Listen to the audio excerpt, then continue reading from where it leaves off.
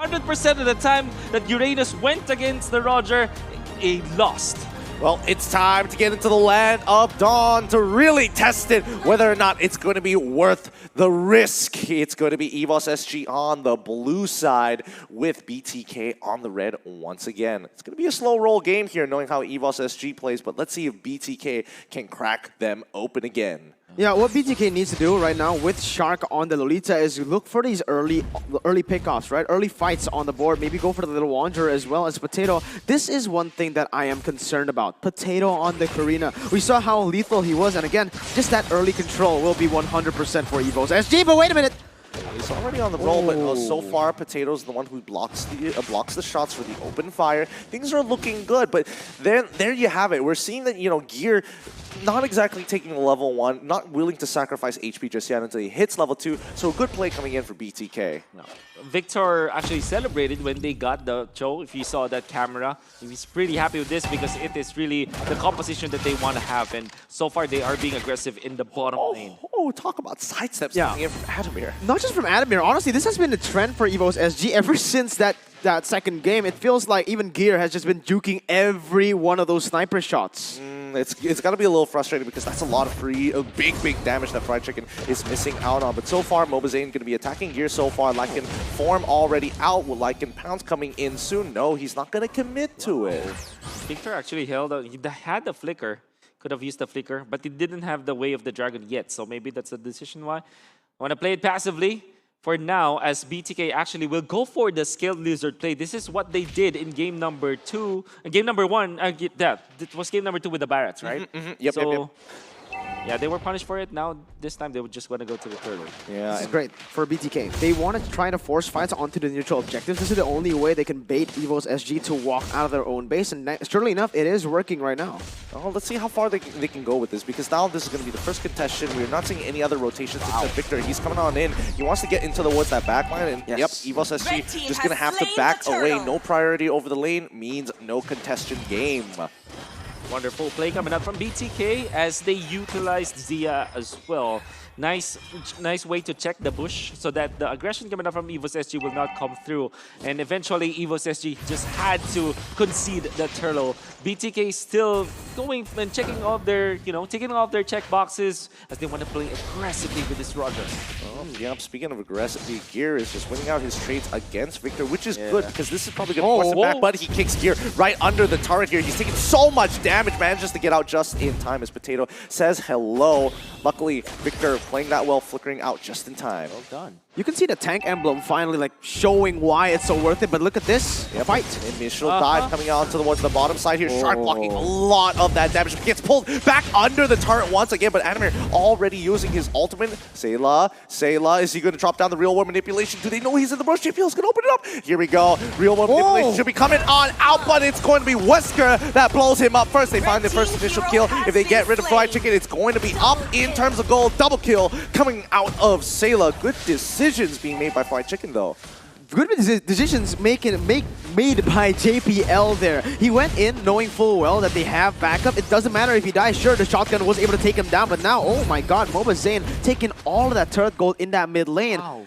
Switching the gold lead again. I really love that decision coming up from BTK. Yes, they did lose out in the battle on the bottom lane, but that also meant that Sayla, the mid laner, will go to the bottom lane. That meant that BTK will get free outer turret energy shields in this part of the map. Then the trade-off was just a half outer turret energy shields in the bottom lane. So far, they have taken the lead because of that mini move, and the way that they managed that deficit was really wonderfully done coming up from BTK. Speaking of mini moves, BTK going to be making the money moves here down as they try to start taking away and stripping away the energy shields from bottom side. The rest of Evos SG slowly moving up here. They're going to take the bottom tier 1, but JPL, he's already finding out defended onto 3 targets. Lumina Blast lands on no one, but Fried Chicken is already down, and Potato looking to start shredding through the members of BTK one by one. He finds Zia next. Calamity Reaper's already bought. Mobazane's on the run. Sayla Sayla, real world manipulation, only can get so much here.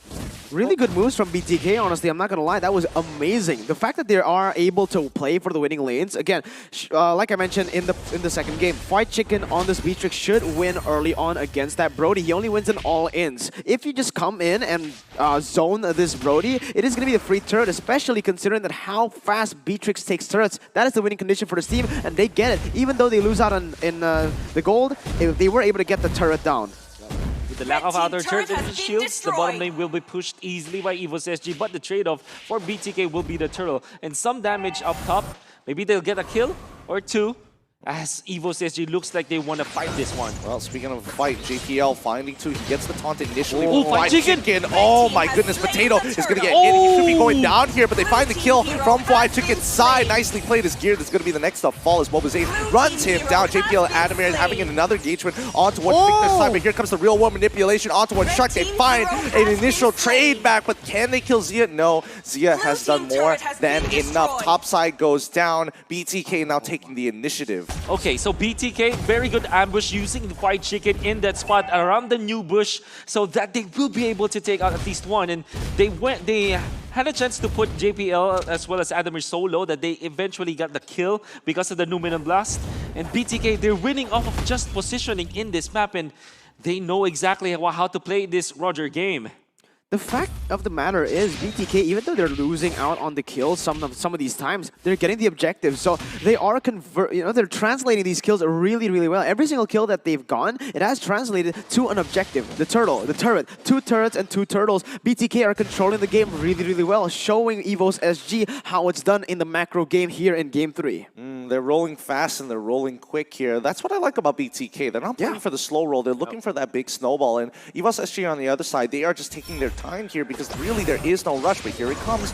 JPL already being spotted up. Zia doing a good job on this Lilia, zoning them out. Adamir manages to juke the last one, but he's on the run here as Mobazane wants to run him down. Real world manipulation already coming down. And they find the kill on towards Shark. That's one. Can they go for more? No. They start backing away. Potato dies in the process. And that's why I really like that Cho pick coming into BTK's composition. It is that way of the dragon locking down the assassin that they really, really need. That peel coming in clutch once again for BTK. And they did that all under the real world manipulation. That's how confident they are. And what a good trade coming out from BTK as they took down Potato, the jungler of Evos SG, for trade for a position for Roman. Victor with the plays once again. Yep, he gets the kick initially, but he does hit Mobazane a couple of times under the turret here. This is a really interesting fight, but Shark is going to disengage them. All right, not fully charged to get the stun on towards Potato, but that's going to be 2 big ultimates already being used. Evos SG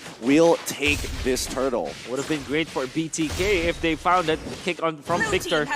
Very nice start coming out from BTK, but they lost the turtle because of that. Oh, this is so obnoxious. Gear's just being so annoying here, but now 4 members coming to save the day. Gear can hold so much here. He gets kicked under the turret again. Gear gives over the kill, but they find the return kill on towards Mobazane. JPL comes with a fat flicker as well as an I'm offended. Right as we're talking about conversion from the side of BTK, the objective conversion, Evos SG just flipped it on its head again and showing once again how to get these turrets done. Sure, Gear did die there, but he died for a cost. That's a worth it death in my books. And BTK, they've lost Mobazane once. Remember what I said about Roger, you need that kill to get to the snowball. So far, he hasn't been able to get a single kill. Yep.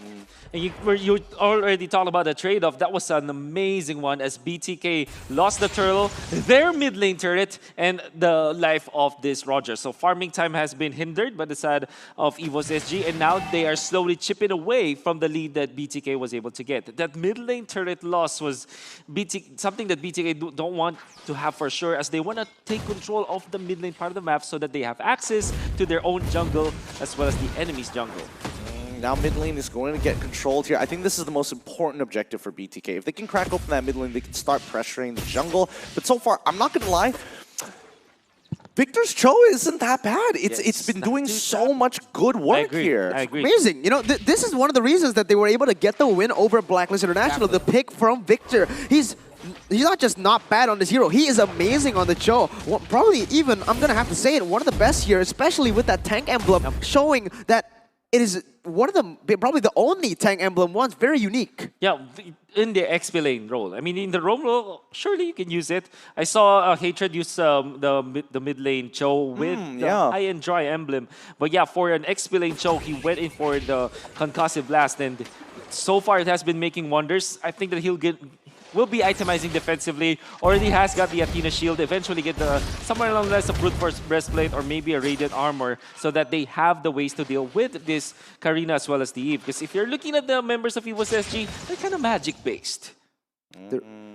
Magic based? I mean, the itemizations can only go so far here, but we need to start talking about scaling here, Mirko. Yeah, the scaling from both of the teams. It feels like, honestly, both of the teams have the scaling on them. Like, again, for the side of BTK, they have that Roger that can be okay in that late game. They have the Beatrix, but from Evos SG, I feel like the better scaling is on their side, right? Uranus, firstly, that's going to be able to just tank so much damage in that late game. Sayla on that Eve that just scales, and Adamir still just doing a lot of damage, but with Shark on the board, it's going to be a pick. Yep, it's going to be, see how you use the Black Shoes very early on after getting caught by the I'm Offended. Immediate collapse coming in from Evos SG, but they're not translating it into a Lord this time. They're going to start splitting. They send Adamir down bot side. Friedrichsen clears the mid lane here, and Victor looking for an opportunity. Nope, doesn't see it just yet. They back off, and Gear continuously just being annoying on Uranus. Well, this is the Evos SG that we knew and loved, right?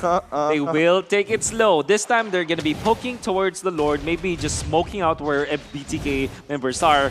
Force another error on their side, and there you go, JPL. Yep, JPL's looking for initial engagement here. Numenal is going to be flickering on top of him, stopping the real world manipulation, but they broke him apart. Potato falls down to the Lycan Pounce, and now they're on the run. Second Lycan Pounce, Mopasane on the run here. Adamir does get the initial stun, but well, that's all they're going to get. That's so disappointing. So many flickers all coming out, but you can already see Gear pushing the limits here against them. He's going to regenerate his health so far, but here it comes. Real world manipulation trying to take out Victor in time.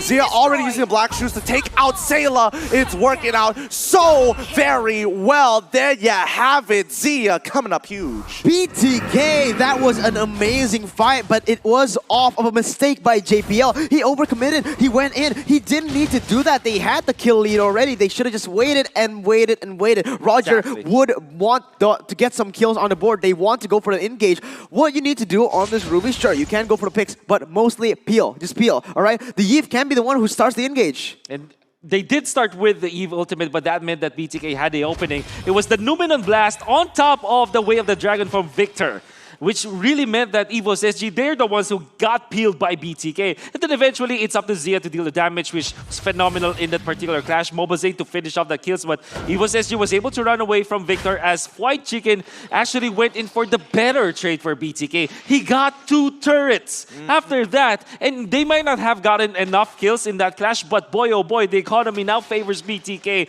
because of the judgment play coming up from White Chicken. Yeah, I mean, that was some really good last-second decision-making here, because for all we knew, he could have rotated in, been caught up in all of that mess. Exactly. But instead, maximizing the odds and optimizing it in favor of BTK. Yeah, I gotta be honest with you. Honestly, I checked the tape once more right there. It was actually started by JPL flickering in front and using the I'm Offended, because that's what I said, right? Yeah. If he wants to go for those kind of plays, he needs to be set up by Sayla's real-world manipulation. Getting that utility out will just make it much easier for the I'm Offended to connect, and now, with that mistake, BTK are on the board. Oh, JPL, he flickers right in behind, finds 3, and here comes the real world manipulation. Shark trying to stop it with his own Numenon Blast, but it really isn't going to matter because the damage has been done. Zia is the next to fall. Black Shoes has already been used, and now he's on the run as well. Victor, can he get out? Kundo, Potato takes him out with... Oh my goodness, the damage that's coming out of him is just absolutely ridiculous. But Lord is coming on through, and they have bigger opportunities and bigger fish to deal with right now. I feel like BTK, every single time that they've gone the Lord in Game 2 and Game 3, it was off of a fight and just pure decision-making, right? They don't have the setup properly. Look at the waves. When they get the Lord, they haven't set up properly. The waves are all over the place. The top side is the main example of that. It was pushed up to that second-tier turret, and that's why Gear was able to just rotate and flank. And this also means that Evos SG might cut the deficit economically wise, because they will be able to secure the clear waves and eventually get their own jungle, then get a fight and pick off against BTK. Previously, it was somewhere around the lines of 3.3 to 3.5k for BTK, and now they're cutting the deficit. What should they do? Okay, so if you're looking at Evos SG, definitely get the jump from JPL, and that was a great jump. Come that flash around the Lord, they might have given up the Lord, but they won the fight afterwards because of the jump of JPL. Well, let's see if they can do it once more, because so far, like, JPL has been getting through the cracks of BTK, and you can see how well spread out they are. They might even sacrifice this tier 2. I might just go as far to say as JPL is the main guy, He's the one setting up all these plays. Every single time they win a fight, it's all on top of JPL's play. Every time they lose a fight, it's all on top of JPL's play. So this guy is the main man to look at if you're BTK. Okay, that's fair enough, but let's see how far they can punish him here, because so far all the battle spells are coming back off of cooldown for the side of Evos SG, and the same can be said about BTK as they're going to pincer gear once again, setting up that Numina on blast. He walks on through, purifies, and consecration already being used, like a pass from Mobazane, but they get the initial kick on towards Patino. He's in trouble. Real world manipulation trying to bail him out, but it's too late. It's already done. Sia comes in with the black shoes, and now we're seeing them like and pounce once again. Mobazane finds the reset, double kill already as he runs down each of the members of Evos SG. He's already gotten it, already slain him, and oh, that's a little sad. I'm not gonna lie, taking away that maniac for him, but well done to BTK, who have opened up this game wide, cracked the glass. Evos SG has to take the L. GG, well played to BTK. USA BTK, that's what they call it, that's what they say during the cheer, and man, oh man, was that a good game.